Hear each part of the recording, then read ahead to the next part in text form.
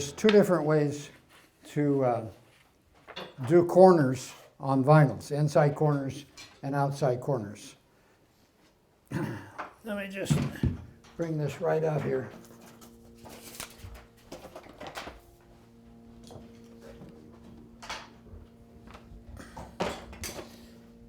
We have a miter box. There's all kinds of miter boxes available.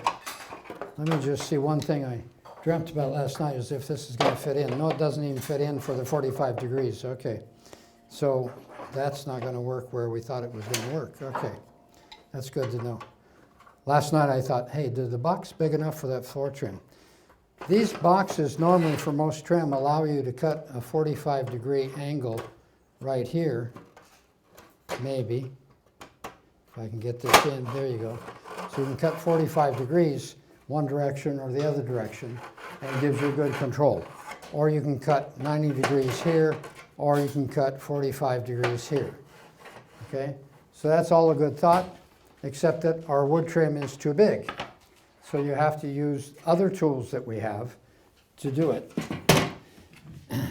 If we want to do a 45-degree where this comes together, particularly an outside corner, because an outside corner, you can't just stop someplace like this, it doesn't look good.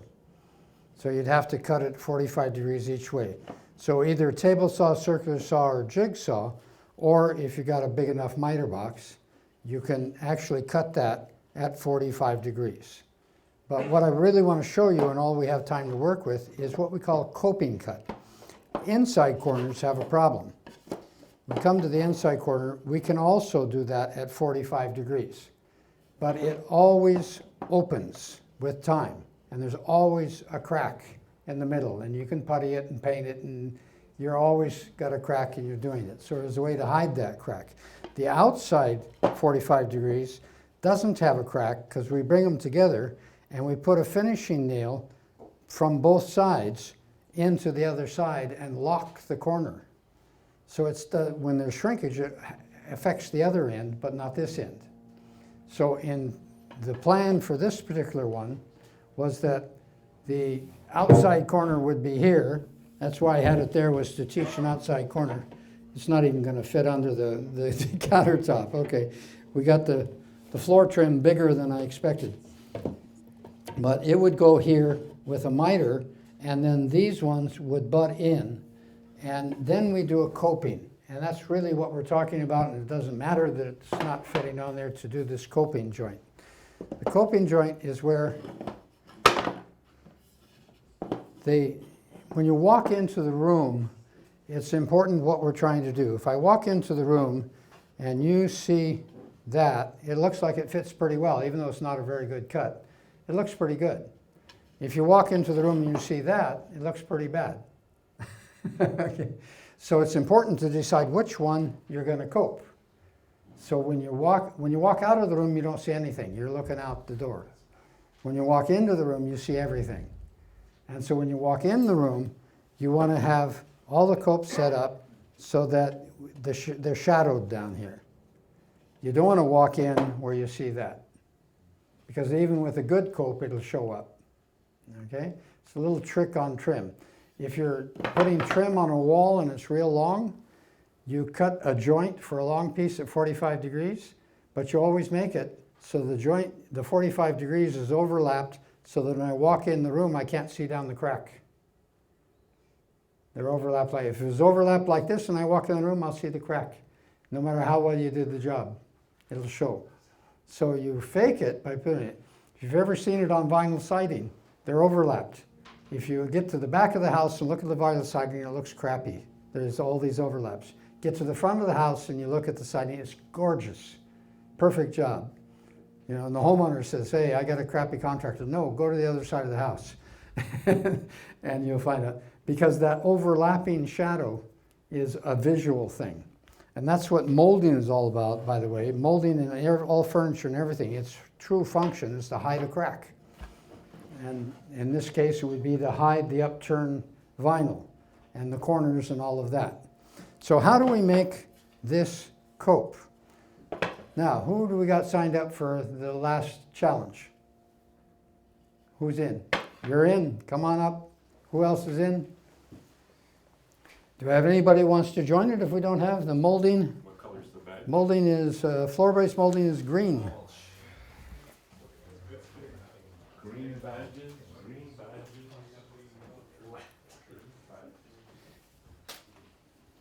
Now, first of all, we have to draw the cope. That's the first little secret to it. And we're going to do it with a small, ordinary, sharp pencil. I got 5 people. 1, 2, 3, 4, 5. Hey, you guys are going to be working all day tomorrow. Right? Okay, so we got some more green stuff there. Good. What we do is you take, in this case what it would be is the long piece that went into the back goes in square on both sides. It just goes in straight. And the pieces coming up to it will be coped. And then this one over here coming up to it would be coped on that side. And then you wouldn't see the joint even if it's not perfect. So how do you get that cope? Is that we take the one that we want to cut, we take the one that we want square, and you can do this with sample pieces on the real piece, but you bring them in like that, and you line them up so they're flush on the back, and then you draw this line, and then what's cool is as perpendicular as you can, you follow that line,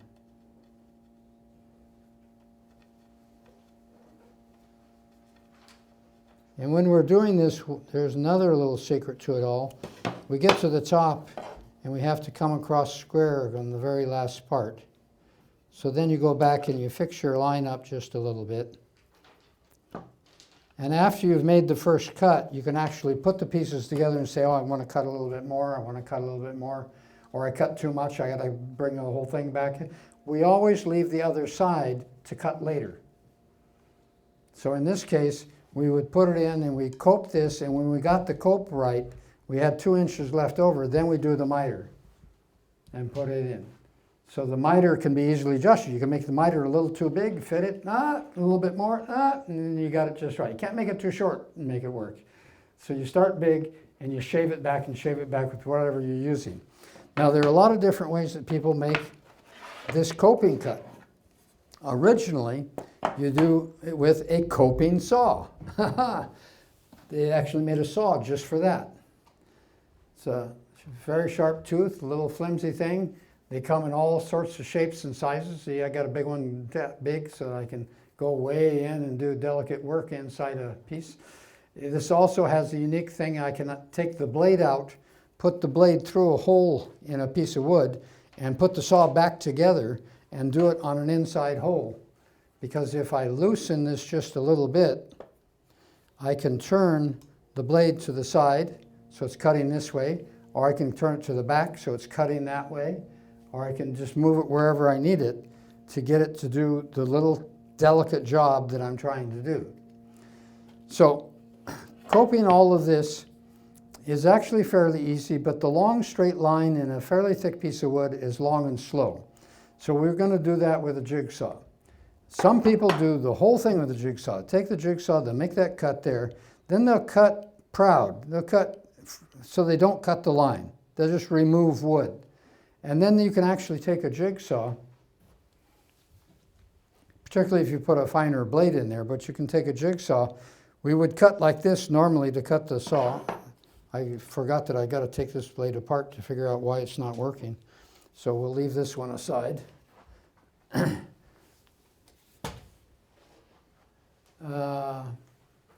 Robert, can you give me another jigsaw? So we have 3 of them.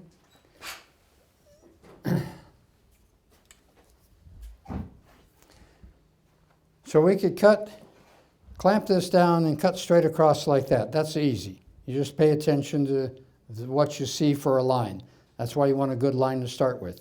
Then, if you want to, you could do a rough cut like that, and then you could even come back and just touch it like this, where you want to take off a little bit, take off a little bit. You're kind of almost moving sideways because we're just following the curve and dressing the curve. Or you take the coping saw and do that. Let's take a quick look at making a cut.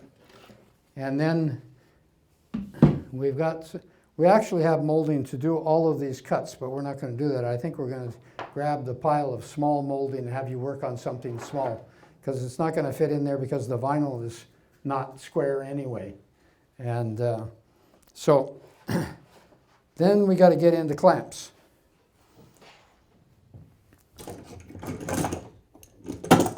Now we might as well have a little lesson on workbenches. Not that you have this workbench or that you all have workbenches, but if you happen to have a workbench like this one and you're wondering why the great big X in the middle, it's so that I can drop my clamps down and clamp down inside the table.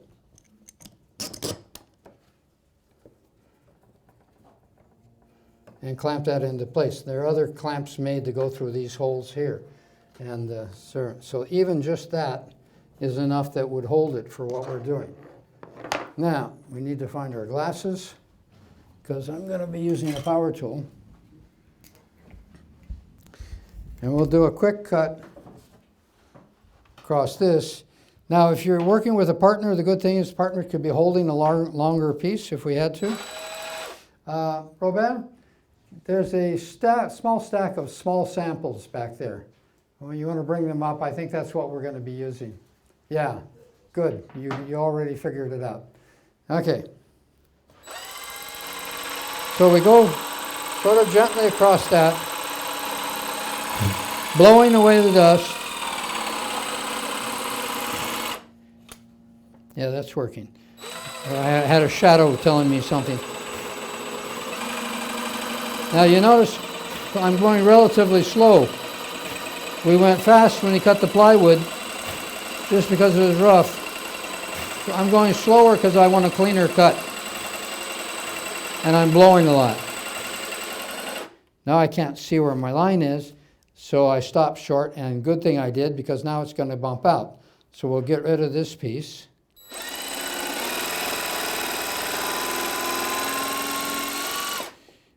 Now we'll cut outside my pattern and just get rid of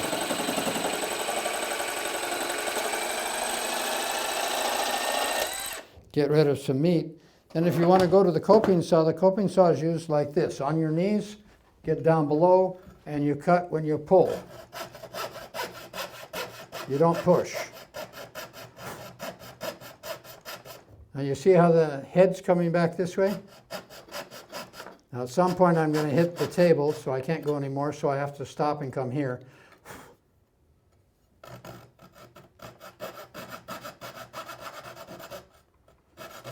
It's actually identical to the jigsaw. It's just slower and more careful. And we can do circles and curves and things with it that we have trouble doing with a jigsaw. That's why the frame holds this little skinny blade.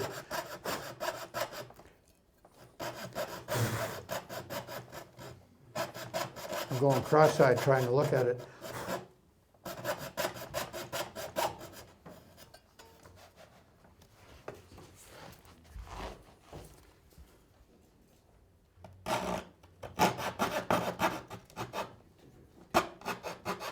Making a curve is a little bit hard. You got to do a little bit of the curve, get it to, see, it doesn't want to pull down because I bound into it.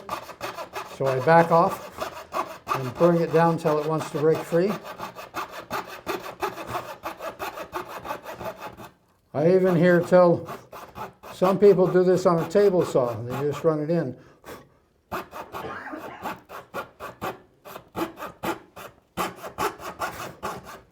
You see where I know I'm going straight, I can take a longer stroke. When I'm worried about a little detail, I slow down.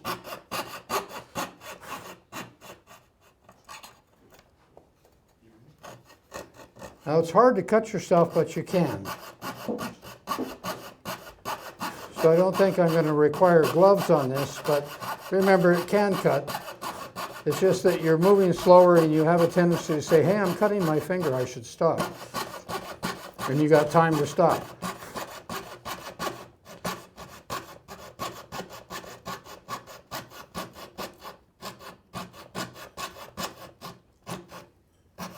Why isn't it falling off? There we go. That's a rough cut. Little trick. When you're doing any kind of miter joints or coping joints. I cut that all so it's square to the face, okay? If I was doing it for a final cut, I would actually make an error of cutting more in the back than in the front. Because the back, even if it doesn't touch anything, if the front touches the other piece of wood, it'll look good. So if I get rid of my problem meat back here, if something is bumping, like I can see this part sticking out a little bit, then I would work it, undercut is what we call it, so it fits in. Let's see what we got for a cope here. What's always fun is when I do this on live television and you have no idea how it's going to come out. So, we're not perfect, but it's getting there. It's pretty close. Follows the pattern. And if you look at it real carefully, you'll find out that this one hump is what's the problem. So we could even go at it with sandpaper if it was a small problem, or you can go at it going back with the coping saw. Okay? So that's basically what we want to accomplish, is to try to accomplish a good cope that could fit in. Okay? Now, the other thing that we wanted to deal with was how to use finishing nails. But well, I think we're going to throw that away because there's enough work just in doing a couple of good copes and learning how to do that. So let's see how that goes. And so we got 3 workbenches set up here. And do we have the small pencils? Yeah. Somebody want to work back in the hole here, or do we want to make room for them out here? Who's working on this station here? Choose your stations. How many? We got 5 people. Who's working with me? You're working with me? Okay. Shall we dance all night? Shall we dance all night? Okay. Now, if you don't have enough room, we'll move you out here and move this over. Okay. So, what we can do is, first of all, we want to draw it. Okay? And so if we're going to put it into here, so we got these, well, let's take these 2 edges. Okay, let's all work together, and we'll do it with one of the partners, and then the other partner can do it. But come on up, take your pencil. Now you see what I'm doing in the back? I'm lining the back up so that it butts tight, straight. That's important. So the one partner holds the pieces in place so they don't move, and then you draw your line. That's the easy line. You might as well make it a little darker so we can see it. Yeah. Now you got to hold the pencil very straight up and down, like this, to do these curves. Okay? And if you don't feel comfortable, move your body over.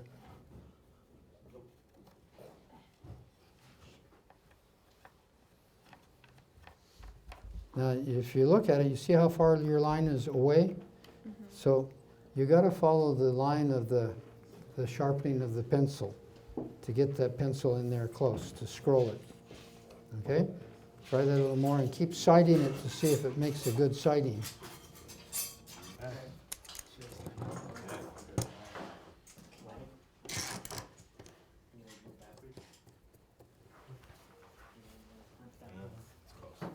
So, I'm going to use the jigsaw. Okay, glasses.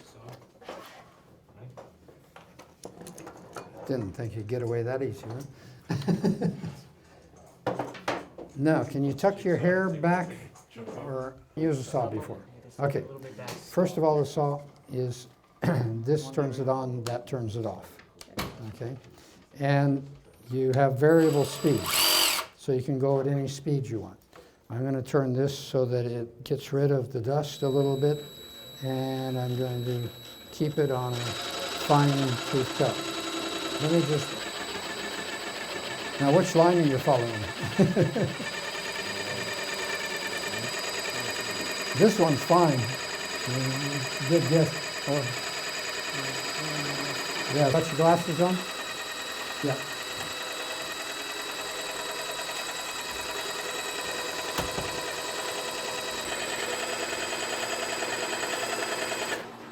Now with practice, you could do a straight line a lot faster.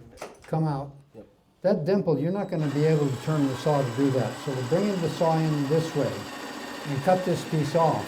Yep. And then you can attack the dimple from higher up. Oh, okay, so just You keep follow? going from here? So come down here and cut that. Go on the outside. Go on the outside and come this way.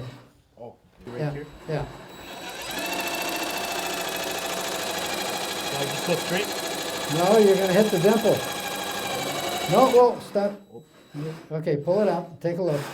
You turned, and you almost hit the dimple. So you want to turn the other way to come get this wood off here. Okay? Good. So if you turn in this direction, you see how we want to slide on that side? We want to slide on this side of the dimple to get the wood cleared. So you need to turn the whole thing, yeah. Like this way? Yeah, you're going to be turning that way. So go ahead right from there, make a new angle. After, get started. Good. Now turn it. Like this? Not too much. Now you should be able to just go in and cut the wood off. Whoop, okay. You see your pencil line's good. Yeah. Now you can come in right straight from here. Oh, okay. You follow me? Because you were twisted all over and you see the angle you were making? Yeah. What? Yeah. So now come in from there, that's beautiful. Okay, come on. So look at the teeth on the blade, and it only cuts in that position, so when it goes, as you're pushing it down. And another thing to try that some people like So it cuts when you pull is up to- on this one. Oh, Okay, so you wanna like go down and then just go easy, but Okay. just follow. Now, the when you're line. doing it, try, people don't like that, and some people do. I just want to give it to you as an option. Now we can come in here, or you can come in here, as you like. Now already start changing the angle so that you're going to come and land on that line. You see, you can't stop, because if you keep going, you're going to go across the line. So now you can go to the same place where you started, but with a bigger angle.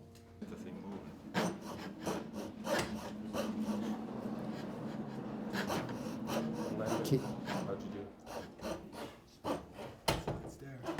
Come on, buddy. okay? What would be next? So if you're going to follow that, You don't have to. yeah, so you choose a point. If it's hard to get started because it wants to slide, you could turn the saw like this for one stroke just to make a slot. Okay, now turn it the way you want because it doesn't bind the blade, but it gives you a way to cut. Yeah. Come on. Now, you got to already pull back and change your angle because you're headed for into the line, not alongside it. See, what do you want to turn? So when I'm in here, Well, it cuts on the stroke towards the handle. yeah. So you actually wanted to be pulling up. The problem is that could chip the wood on the top. Why did you take your saw in this position instead of this? But on my finish, it won't chip. If I upcut on the finish, the teeth want to pull the paint off. Oh, okay. So, You follow me? yeah. Okay. So if we go like this, now you're trying to make that corner, it doesn't want to work, right? Yep. So we jump, we come over here, we make a little vertical slot just to be able to get in.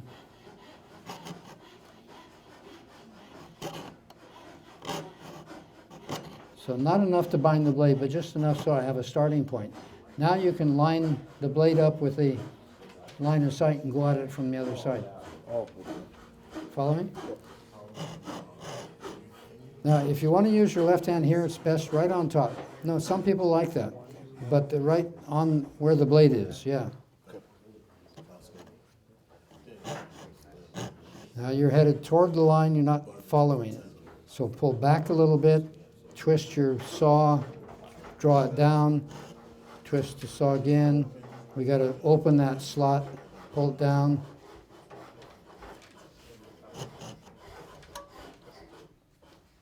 We got to open the slot to this side. Yeah, you can't just twist. You got to twist while you're pulling down. Because you're lined up, you're in control. Good.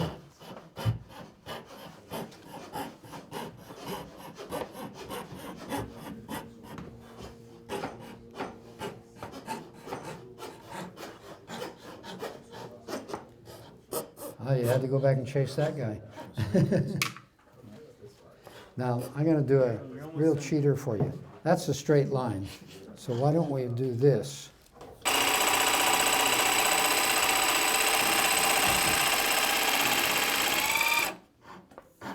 It's not quite there, but it's getting closer. Work on that.